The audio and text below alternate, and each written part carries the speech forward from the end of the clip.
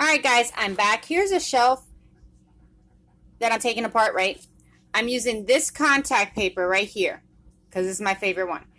All you need is the drill, take it apart and everything like that. And then I'm going to put the contact paper on the shelves right here. And then I'm going to hang these and put them in the closets on the side so I could put my purses. So I'm just going to give you an example with a purse, how it would be right there if it was a big bag and everything like that. It will be on a shelf. It won't be on the floor. It won't get ruined and everything. And you know where it is. So you could just go locate it in your closet or in a space where you want to put these shelves up. And then these shelves here, you get 3 out of them, and then you get 2 long ones.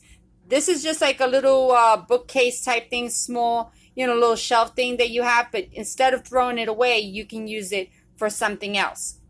And, shelves are so expensive in Lowe's and Home Depot and everything.